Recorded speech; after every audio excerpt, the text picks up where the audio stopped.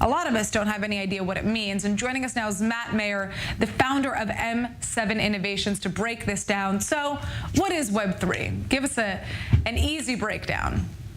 Sure. So Web 1 in the early 2000s was kind of the broadcast internet, MSN, Yahoo, giving information out. And Web 2 was really where the internet matured. And as you said, Facebook, Amazon, Google, these centralized powers that were great, but they did use our data, harvest our data, and they were centralized. So now Web 3 is this promise, a promise of a decentralized internet, one that is safe, built on the blockchain. But right there, it's inherently problematic to say safe and decentralized, because we have these powers like OpenSea, the largest NFT marketplace, or Coinbase, the largest crypto bank, that are already becoming centralized powers. And then Coinbase, one of the largest crypto banks we're seeing, is centralized. So Web3 isn't quite here just yet. Mm-hmm. You know, the idea, like you're saying, would be to decentralize the internet as we know it. But it seems like there are some big names like Elon Musk, even Jack Dorsey, who are not so convinced about this. Why is that the case? Well, if you look to where the money is and what built Web 2, really, there's, platforms like Facebook, platforms like Airbnb, Lyft, and big VC firms like Andreessen Horowitz are kind of behind all of Web 2. Now, fast forward to Web 3, when you look at Coinbase and OpenSea, just like I mentioned, the lead investors in both of those companies are Andreessen Horowitz, and even Mark Andreessen, he sits on the board of Facebook and on the board of Coinbase. So I think Jack Dorsey, Elon Musk, they see a direct line in the players who built Web 2 are really just the same players that are building Web 3 and have a plan to centralize it just like they did with Web 2. Right. I mean, and we already saw, just look at the cryptocurrency market, right? It seems to very much be mirroring the trend of what we're seeing happen with the stock market, which then makes you ask, I mean, is this decentralized? Because that makes no sense in of itself. So, I mean, what is the plan here? What long term, when are we, I guess, going to see ourselves using Web 3?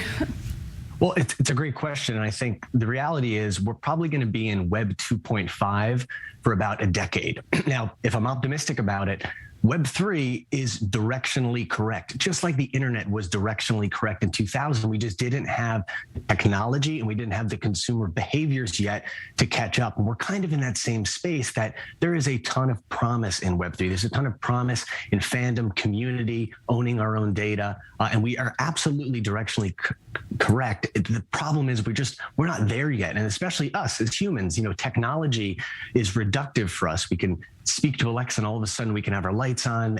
Shipping goes from 2 days to 1 day to an hour. So we like technology to be invisible, a world where we're just going to own our own data and have to go back to owning it ourselves, and controlling everything is going to be really hard. So we will accept centralized powers. I think that's the reality, and we'll be there. Not quite yet, but maybe in 5 or 10 years, some of this utopian vision may come true, but it'll take time. Technology has to catch up. Well, also, the vast majority of people have no understanding of just how much of their data is even out there. And it also comes down to the people, right, wanting to see a type of change. And I'm not sure we're necessarily seeing this movement in terms of a transfer from Web 1, Web 2 to Web 3 coming from the people per se. This is coming from big shots in the industry. Is there any last thing that you think that people should know about Web 3?